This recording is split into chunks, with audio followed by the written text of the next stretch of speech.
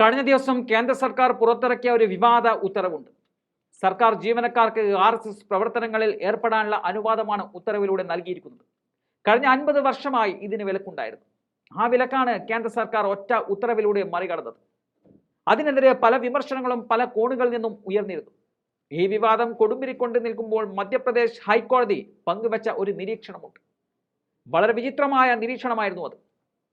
ഒരു കോടതിയിൽ നിന്ന് ഒരിക്കലും ഉണ്ടാകാൻ പാടില്ലാത്ത വാക്കുകളാണ് കോടതിയിൽ നിന്ന് ഉണ്ടായിരിക്കുന്നത്. കോടതികൾ പലപ്പോഴും കാവ്യവത്കരണത്തിന് കൂട്ടുനിൽക്കുന്ന പ്രവണത ഈ രാജ്യത്ത് നിലനിൽക്കുന്നുണ്ട്. അതിന്റെ തുടർഫലമായി മാത്രം ഇത്തരത്തിൽ വിവാദ പരാമർശങ്ങളെ കണ്ടാൽ മതിയെന്ന് ഒരുപക്ഷം ചൂണ്ടിക്കാട്ടുന്നുമുണ്ട്. എന്തായാലും സർക്കാർ ജീവനക്കാർക്ക് രാഷ്ട്രീയ സ്വയംസേവക് സംഘത്തിൽ വിലക്ക് മാറ്റിയ നടപടിയിൽ കോടതി നടത്തിയ വിചിത്ര പരാമർശം വലിയ രീതിയിൽ ചർച്ചയായിരിക്കുകയാണ്.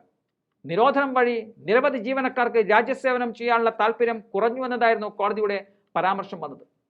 RSS പോലെ അന്താരാഷ്ട്ര തലത്തിൽ പ്രശസ്തമായ സംഘടന സർക്കാർ ജീവനക്കാർക്ക് നിരോധിക്കപ്പെട്ട സംഘടനകളുടെ പട്ടികയിൽ തെറ്റായി ഇടം നേടിയിട്ടുണ്ടെന്ന് മനസ്സിലാക്കാൻ കേന്ദ്ര സർക്കാരിന് ഏകദേശം 5 പതിറ്റാണ്ടുകൾ എടുത്തുവെന്നും കോടതി വിമർശിക്കുന്നുണ്ട്. മുൻ കേന്ദ്ര സർക്കാർ ജീവനക്കാരനായ പുരുഷോത്തം ഗുപ്തയുടെ റിട്ട് ഹർജിയിലാണ് ജസ്റ്റിസുമാരായ സുശ്രുത അരവിന്ദ് ധർമാധികാരിയും അതുപോലെ ഗജേന്ദ്ര സിംഗ് എന്നിവരടങ്ങിയ ബെഞ്ചിന്റെ പരാമർശം വന്നത്. RSS പ്രവർത്തനങ്ങളിൽ സർക്കാർ ജീവനക്കാരുടെ പങ്കാളിത്തം തടയുന്ന കേന്ദ്ര സിവിൽ സർവീസ് ചട്ടങ്ങളും കേന്ദ്രത്തിന്റെ ഓഫീസ് മെമ്മോറാണ്ടങ്ങളും ചോദ്യം ചെയ്ത ഗുപ്ത കഴിഞ്ഞ വർഷം സെപ്റ്റംബർ 19 സമർപ്പിച്ച ഹർജി പരിഗണിക്കവെയാണ് ഹൈക്കോടതി പരാമർശം വന്നിരിക്കുന്നത്. രാജ്യത്തെ നിരോധിത സംഘടനകളുടെ കൂട്ടത്തിൽ അന്താരാഷ്ട്ര തലത്തിൽ അറിയപ്പെടുന്ന RSS പോലുള്ള ഒരു സംഘടനയെ തെറ്റായി ഉൾപ്പെടുത്തിയിട്ടുണ്ടെന്നും അതിൽ നിന്നും നീക്കം ചെയ്യേണ്ടത് അനിവാര്യമാണെന്നും അംഗീകരിക്കാനും കേന്ദ്ര സർക്കാരിന് തെറ്റ് തിരിച്ചറിയാനും ഏകദേശം 5 പതിറ്റാണ്ടുകൾ എടുത്തുവന്നതിൽ കോടതി വിലപിക്കുന്നുവെന്നും ചൂണ്ടിക്കാട്ടുന്നുണ്ട്. ഗാന്ധി വധത്തെ തുടർന്ന് രാജ്യത്ത് നിരോധനം ഏർപ്പെടുത്തിയ സംഘടനയാണ് RSS എന്ന കാര്യം വിസ്മരിച്ചുകൊണ്ടാണ് കോടതി ഇത്തരം പരാമർശങ്ങൾ നടത്തുന്നത്.